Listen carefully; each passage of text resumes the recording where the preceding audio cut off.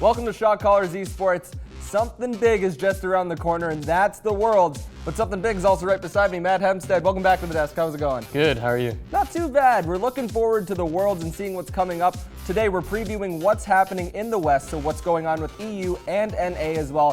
For Europe, we've got Splice, G2, and H2K. For the North American side, we've got TSM, Cloud9, and CLG. Let's talk about this North American side real quick. We've got CLG there, a team where we just constantly harped on. I mean, after all, they do have Huhi.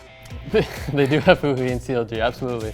But NA has really struggled at the World Championship since it was a thing back in 2011. They've never had a team reach the Final Four. So we're looking to do that this year, and I think this is their best chance of doing so. TSM is probably the best team to ever make it to the World Championships from NA. They look really good.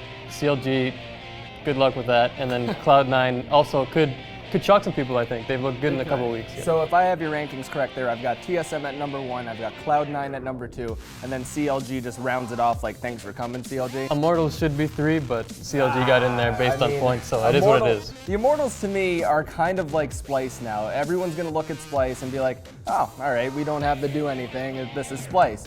Immortals was going into games going, oh, we're the best. We don't have to prepare for you. So on the European side, we have Splice, G2, and H2K. How big of an underdog right now is Splice? I'd say pretty big. When you look at the roster, no one really jumps out at you other than the rookie Mickey. Trashy's their jungler. I'm not entirely sure how he got a team to Worlds, but I personally don't think much of Splice at Worlds, so we'll see how they do. I don't think much of H2K, and I know a lot of people think a lot of H2K, especially with Forgiven back on that roster, but in all honesty, Forgiven does not do well when it comes to just regional splits. He doesn't do well there. He doesn't do well as a human being with his team. I don't see H2K doing well in this scenario. I think if Jankos plays to his best, when you just know he's the first blood king, and when he's on his game, he's incredible. So if he can play at his best, I think H2K can make a little bit of noise. Not Final Four noise, but... I think G2 could shock a lot of people. We're talking about guys who need to step up here. And if a guy like Perks steps up to his spring form, then G2 is a nasty team. I mean, Sven has been deadly all split long in the summer. He's been fantastic. But if a guy like Perks can step up, how far do you think G2 can make it here? I think they're with TSM at potential Final Four. I don't really see any of them making the finals because Korea is so strong with SKT and Rocks.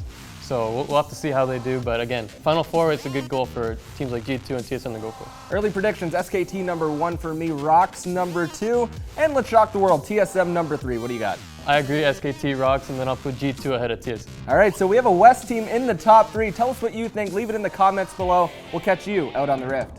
If you like that, don't miss a single thing. Go ahead and click subscribe or watch more of our videos. I promise you that they'll be the best buttons that you've ever mashed.